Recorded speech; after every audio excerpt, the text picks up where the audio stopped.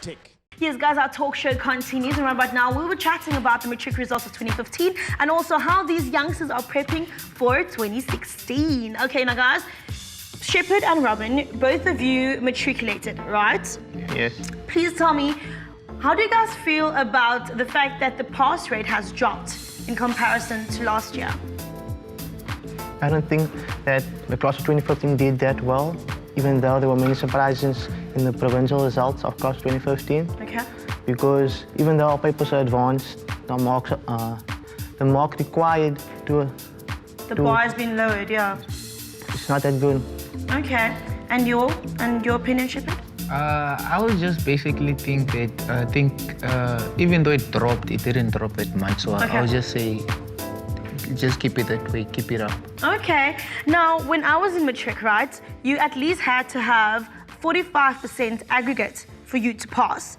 But nowadays, if you only have 33.3%, that's a pass. Is that any good? Does it even do any good to our youth of Mzansi to have a pass rate or to at least have a 33.3% in order for you to pass? No. Having 30% knowledge of something not enough to sustain you in your career path.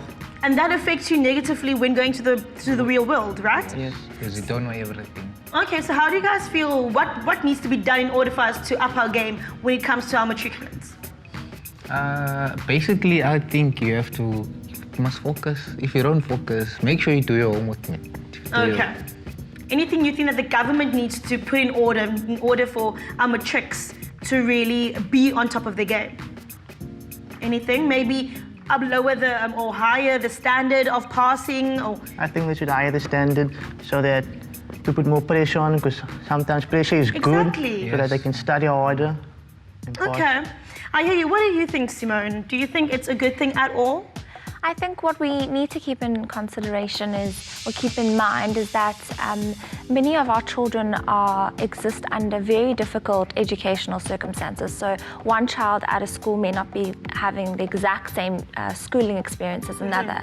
A lot of our poorer communities, children don't have the same resources and the same level of teaching as well. So not to say that that's the reason, but it's just something to keep in mind as well with the compensation of the passing rate being lowered. I hear you completely. Now, I want to know from you two, if you had to fail matric, what would have been the outcome? To not give up. What would you have done? Not give up. Not give up? Would you have gone back? Rewrite my subjects. Rewrite? It's not the end of the world. You mustn't give up. Okay. You're still going somewhere, even if you're going there slowly. True that. Now, we did receive 2 emails about 2 people that actually motivated us about them not making or not passing matric, but yet they're still motivated to keep going. So the very first one reads as follows. It says, "Hi, HN9.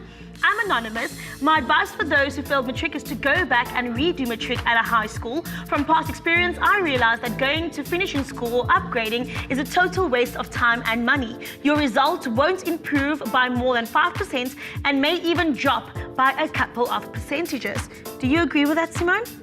I think it depends on the person. I think if you're redoing the whole year, you feel like you need to take a hold of all your subjects and have a fresh start. But then some people might feel that they know that they didn't do well on certain subjects and maybe they want to just rewrite those subjects. So I think it depends on the person, but the point is to not give up and try again. Awesome. And then we have another email, and it reads as follows. It says, "We're not all going to pass. I knew that. Unfortunately, it happened to me. I sat with my mom to discuss my future. I will write my supplementary exam and register to rewrite my subjects in November. Education is like a highway. It has many exits and entrances on your way to your destiny." I absolutely love that. Do you agree with that, Simone? Yes, very positive.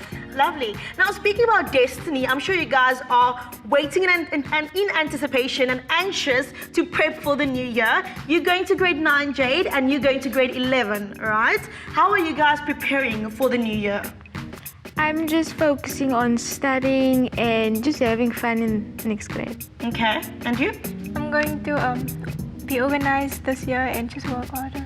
Okay, now Shepherd, I heard that you want to become a DJ. How will you be working towards that goal? Basically, I'm gonna turn up.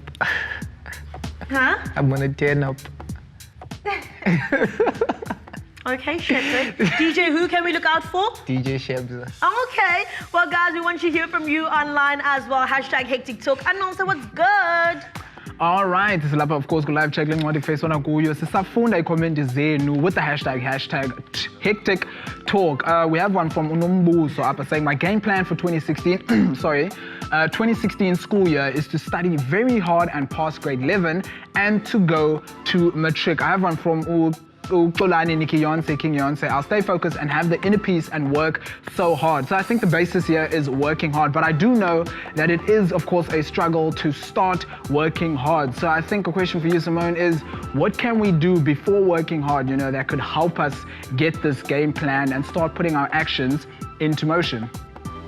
I think the important thing is to be organized. Start your year off organized, whether that be organizing your stationery and getting your timetable in order, whatever it may be. And then I think to make a list of the goals that you want to achieve this year and be realistic about them. Yeah. Lovely. Well, guys, thank you so much for joining us. Simone, thank you for your input. Really appreciate it. I think after this, if you failed matric, right, it's not the end of the world. Go back and try again. Right about now, quick commercial break. When we come back, it's time for some Hectic Madhouse games with Booty Pong. Chivality Missy. 9-9 hectic. 9-9 hectic.